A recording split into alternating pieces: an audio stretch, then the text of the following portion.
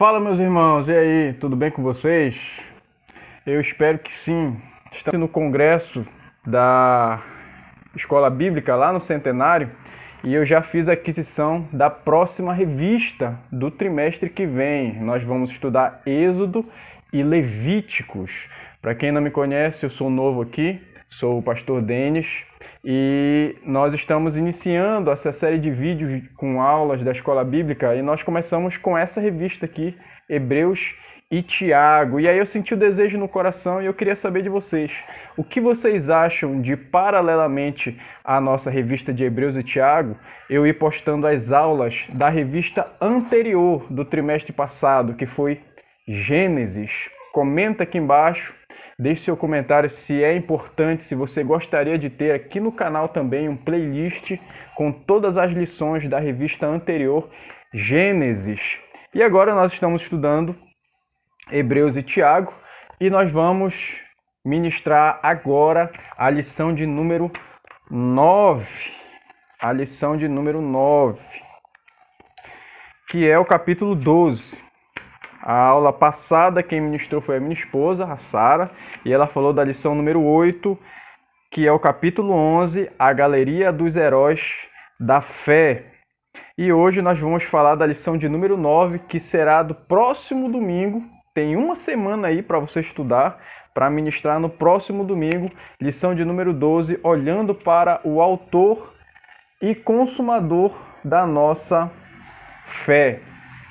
A lição baseada no capítulo 12 de Hebreus, o texto áureo diz assim: olhando firmemente para o autor e consumador da fé, Jesus, o qual, em troca da alegria que lhe estava proposta, suportou a cruz, não fazendo caso da ignomínia, e está assentado à destra do trono de Deus.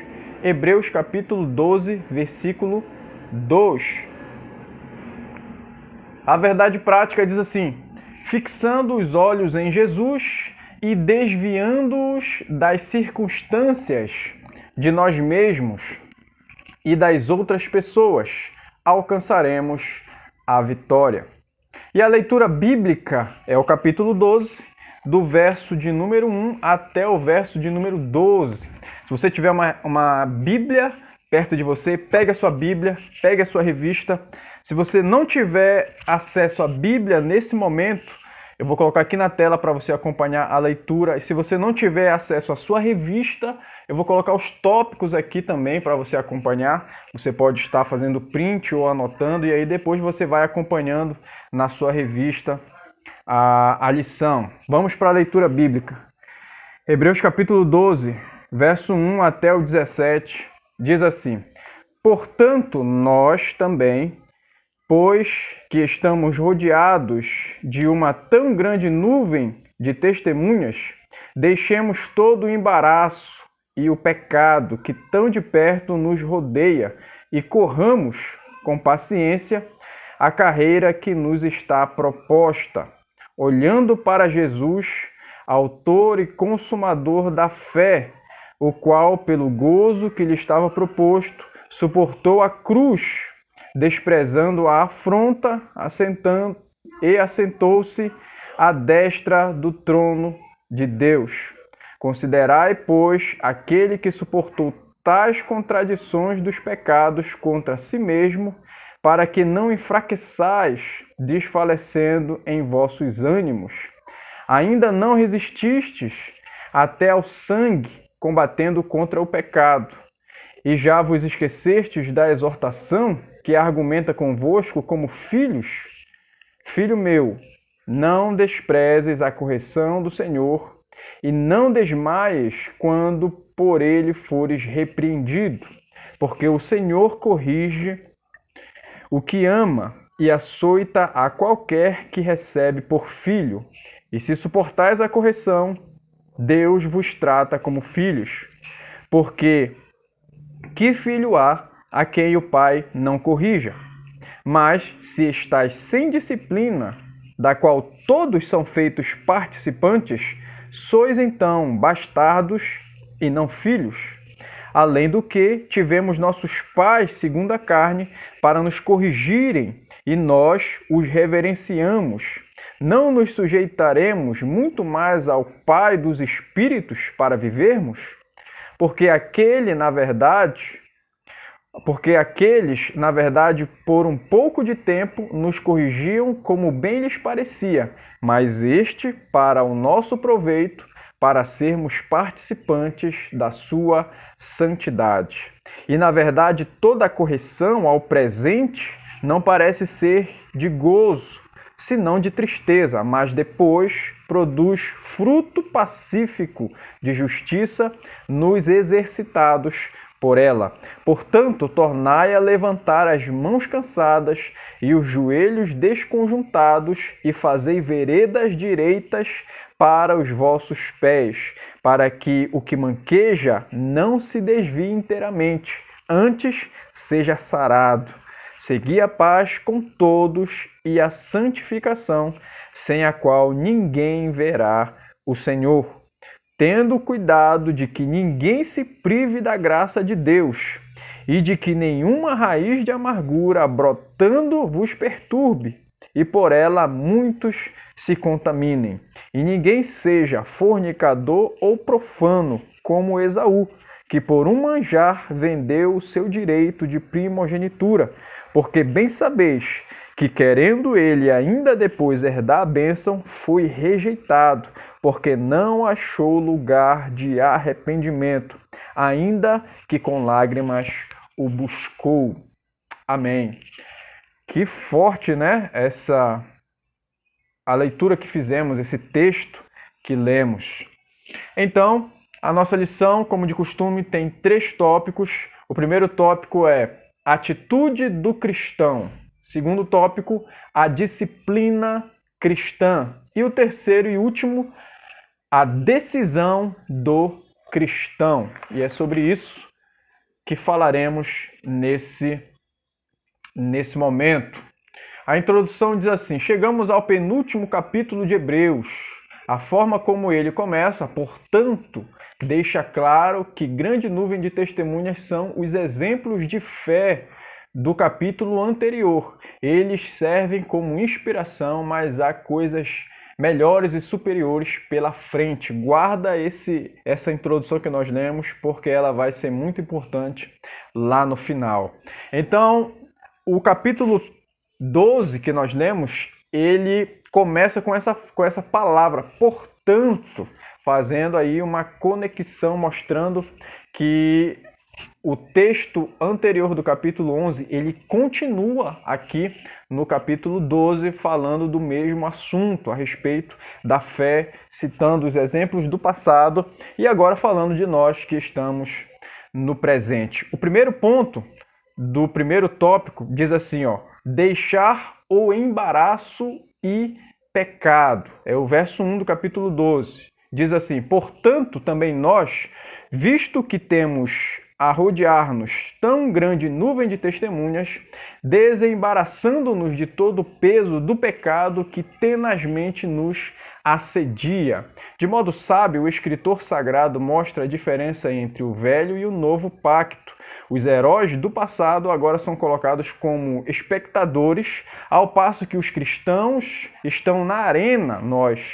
O autor tem em mente uma corrida. A figura usada pelo escritor é tirada da rigorosa e conhecida vida dos atletas gregos. Nada que acrescenta peso pode ser mantido. O atleta precisa se desfazer de tudo, exceto o mínimo essencial. Nesse aspecto, há a necessidade de abrir mão dos embaraços e estorvos. Nenhum corredor pode conviver com pesos supérfluos, pois isso vai atrapalhar sua desenvoltura. O que atrapalha precisa ser deixado de lado. Amém? Até aqui a gente vai ler, tá bom? Então aqui é muito simples, não tem rodeio, não tem enrolação.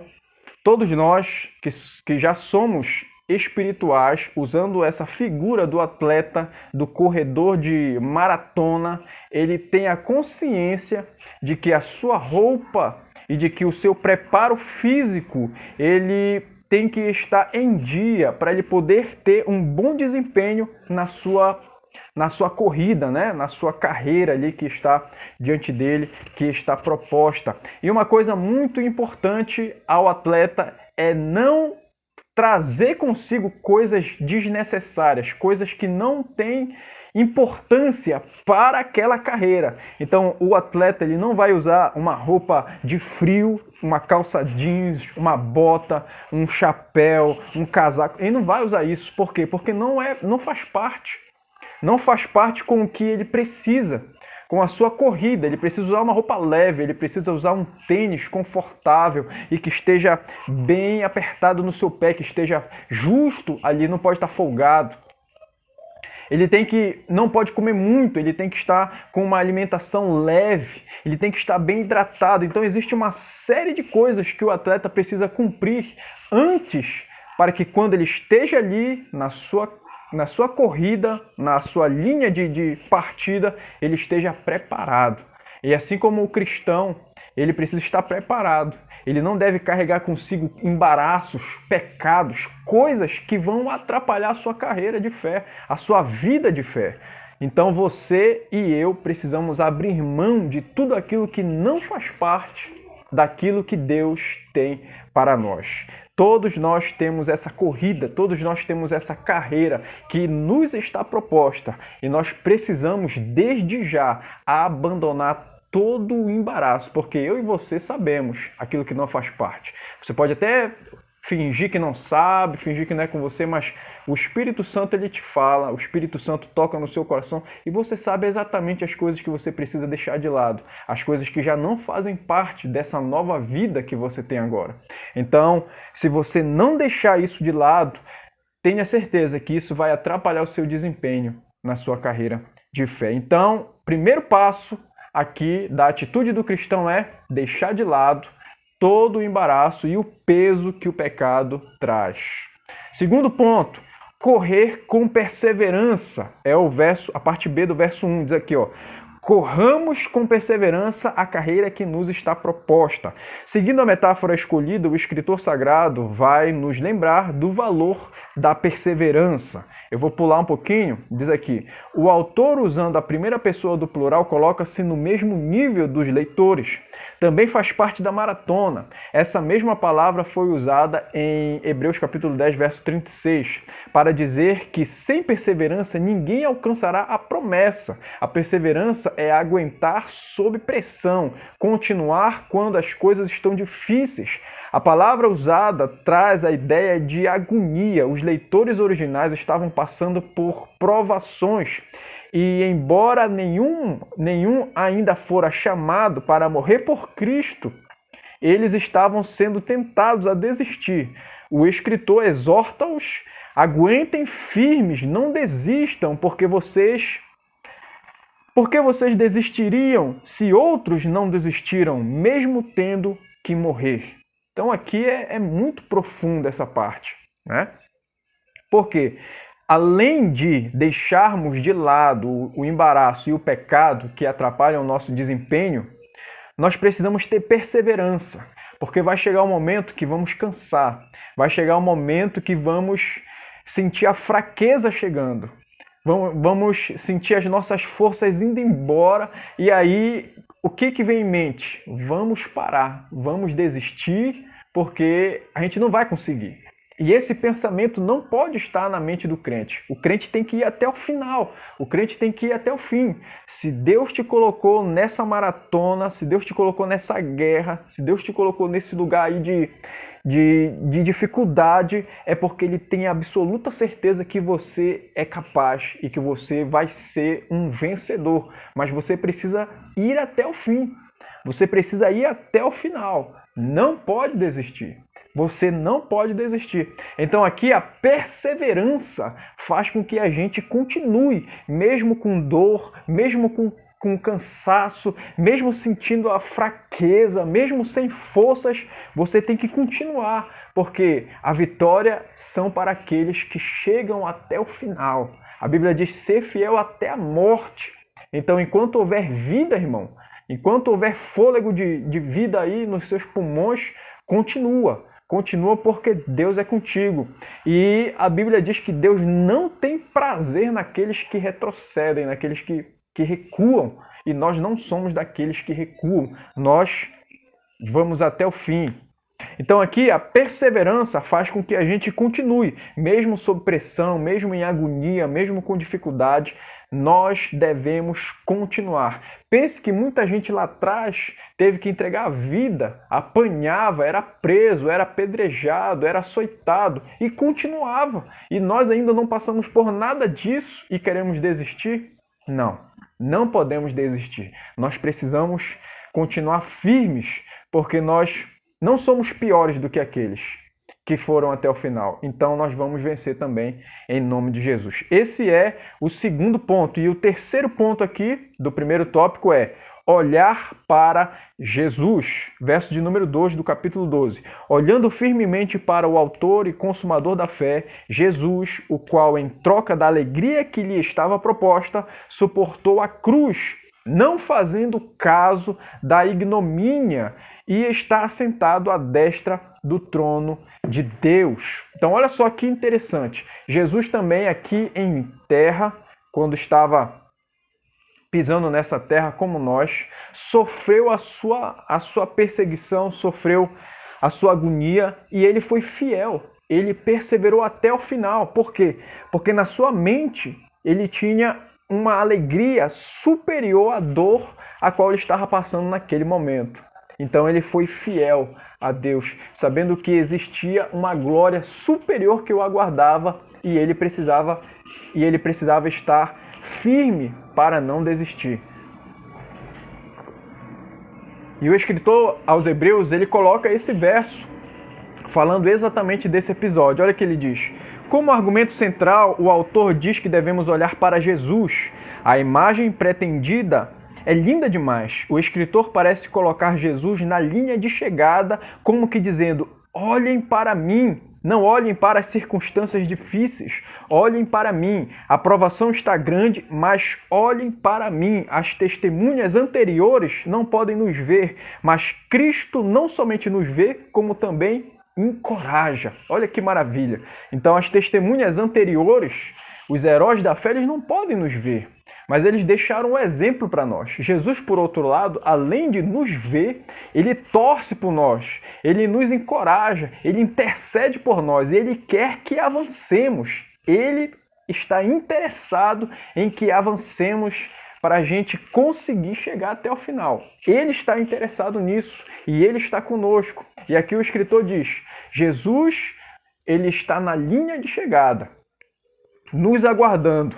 Ele diz: olhe para mim, né? E eu digo para você, olhe para Jesus. Talvez você esteja olhando para as circunstâncias, para o vento, para a chuva, para a tempestade, para as pessoas que lhe criticam, mas eu lhe digo, olhe para Jesus. Talvez você não tenha ninguém ao seu lado que lhe incentive a continuar, mas eu quero dizer, o céu está dizendo para você continuar. Jesus está dizendo para você continuar. E não foram as pessoas que morreram por você, foi Jesus.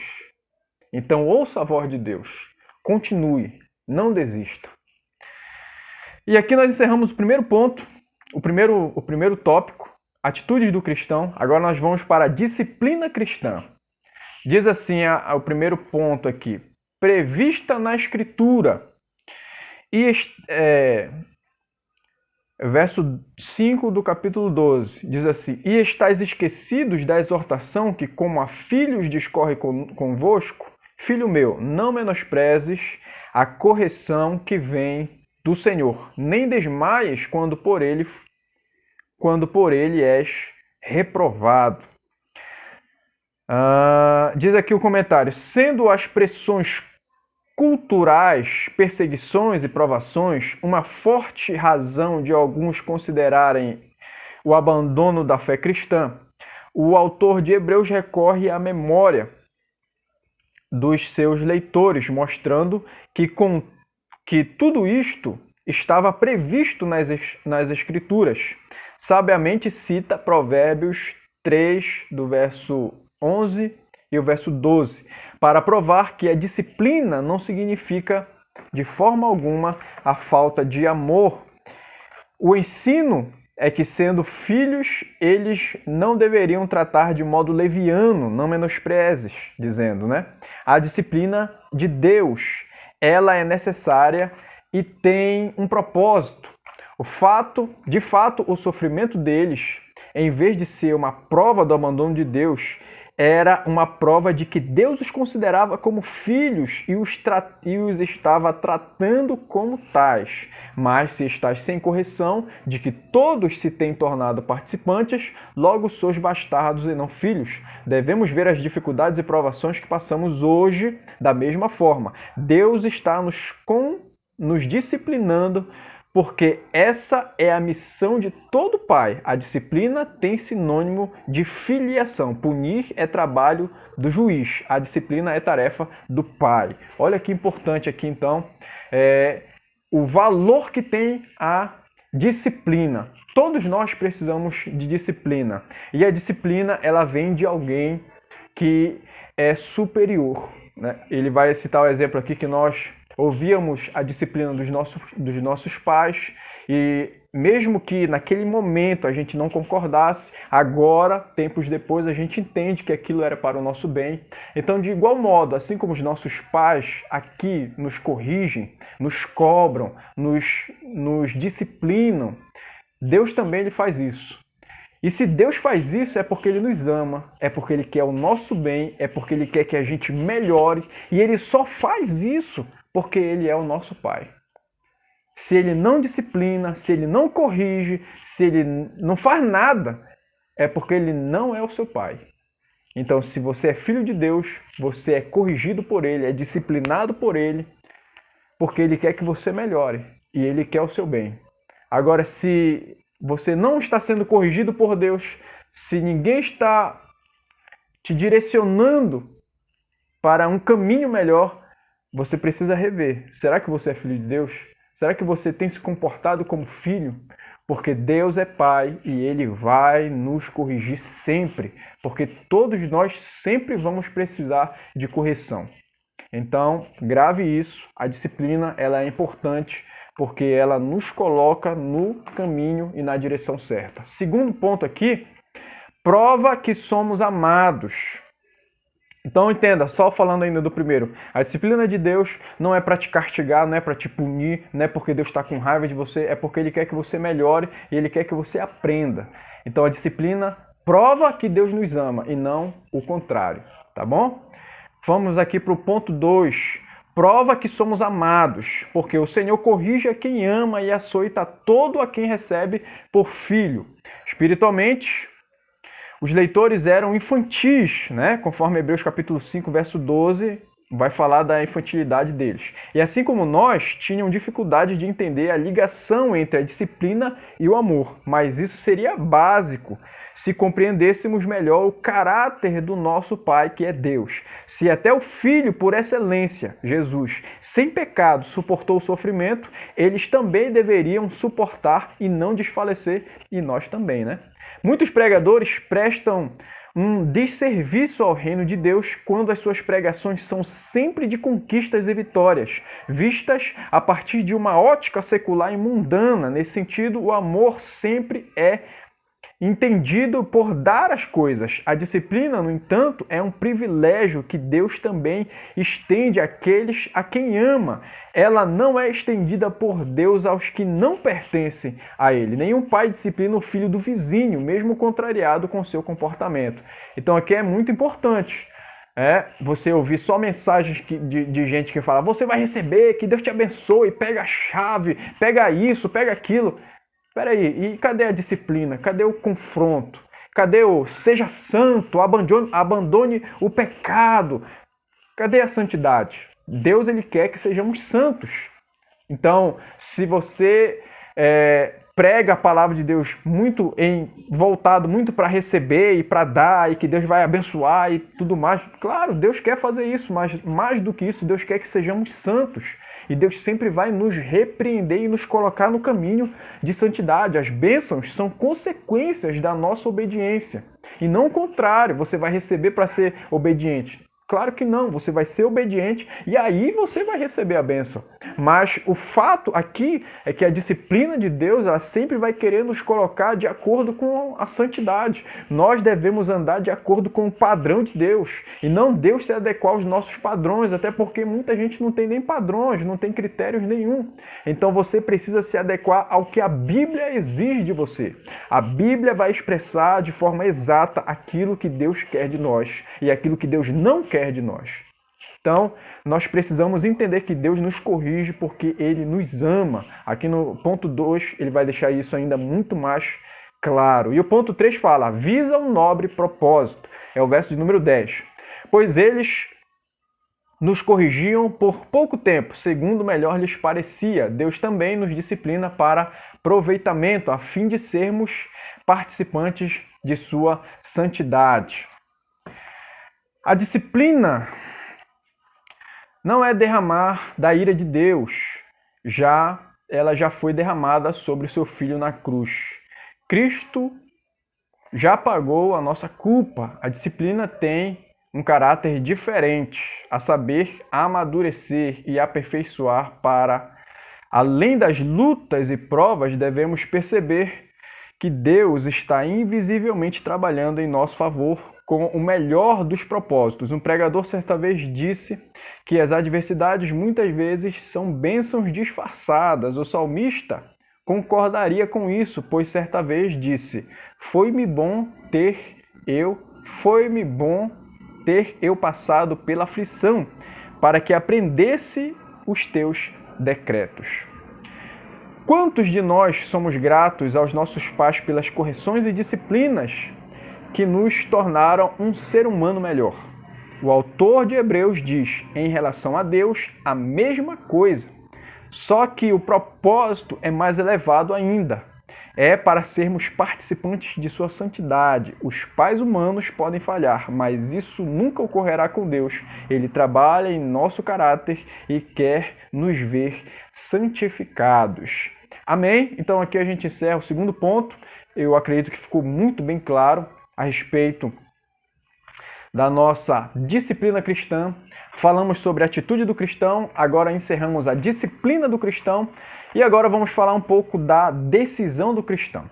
Aqui, é claro, a gente está fazendo apenas um apanhado resumido, porque a gente tem uma meta de cumprir apenas 30 minutos, né? Na escola bíblica a gente fala 1 hora e 10, então lá a aula é aberta para perguntas e para discussões, mas aqui eu só estou dando a você um panorama do que você precisa entender para não ir zerado para a aula, né? Então, se você é professor, isso aqui vai abrir a sua mente para você ter uma visão mais abrangente do conteúdo específico. E se você é aluno, você assistindo essa aula aqui, você já não vai zerado, você já vai com o conhecimento daquilo que vai ser ministrado lá na aula. A gente vai falar agora do último ponto, a decisão do cristão. Primeiro ponto aqui, ser santo e evitar a amargura, verso de número 14. Seguir a paz com todos e a santificação, sem a qual ninguém verá o Senhor. Há dois ingredientes aqui, a correção, a correta relação com Deus e com os homens. O autor mistura a paz nos relacionamentos com a santificação. Paz e santificação. Se permitirmos a amargura encher o nosso coração, seremos derrotados e contaminaremos os outros à nossa volta. Amargurados nunca têm paz. Então aqui é um ponto. Seguir a paz e a santificação. Duas metas aí para você enquanto cristão. Segundo ponto aqui é valorizar as coisas espirituais. Verso 16. Nem haja algum impuro ou profano como foi Esaú, o qual por um repasto vendeu seu direito à primogenitura. O autor apresenta Esaú como exemplo de alguém que não soube valorizar as coisas espirituais, antes desprezou-as. Aqui o final diz, valorizou mais o seu estômago e os seus apetites do que as coisas de Deus. E parece isso aqui muito trivial, né? Mas muita gente faz isso atualmente. Muita gente deixa de lado o espiritual para satisfazer as suas próprias vontades, as suas próprias necessidades, que podem muito facilmente ficar em segundo plano. Então, se você valorizar as coisas espirituais, certamente você será um cristão melhor e mais disciplinado. Isso tem a ver com decisão e não com sentimento. E o terceiro e último ponto aqui é não rejeitar a oferta de Deus. Verso de número 25. Tende cuidado, não recuseis ao que fala, pois se não escaparam aqueles que recusaram ouvir quem divinamente os advertia sobre a terra, muito menos nós, os que nos desviamos daquele que dos céus nos adverte. O clímax do capítulo é encontrado no verso 18 até o 24. O escritor de Hebreus mostra outra vez que o cristianismo é superior ao judaísmo. Há uma retomada ao tema principal de toda a epístola. Desta vez o autor contrapõe o Monte Sinai com o Monte Sião, a lei com a graça e o antigo pacto com o novo pacto. Então aqui ele vai fazer aquela comparação, né, do antigo pacto com o novo pacto e tal, aliança. É isso. Vamos aqui para o finalzinho do comentário dele. Também acho até desnecessária essa comparação do antigo pacto com o novo pacto. Mas vamos aqui para o final. Glória a Deus, o sangue de Cristo cuidou de tudo, tão eficaz é a sua obra que podemos até mesmo nos aproximar com ousadia, algo completamente diferente do velho concerto, onde o povo pediu até para Deus parar de falar, pois não suportavam. Mas o autor finaliza: quanto maior a revelação, maior é a responsabilidade e a advertência aos seus pusilâmines leitores é dramática.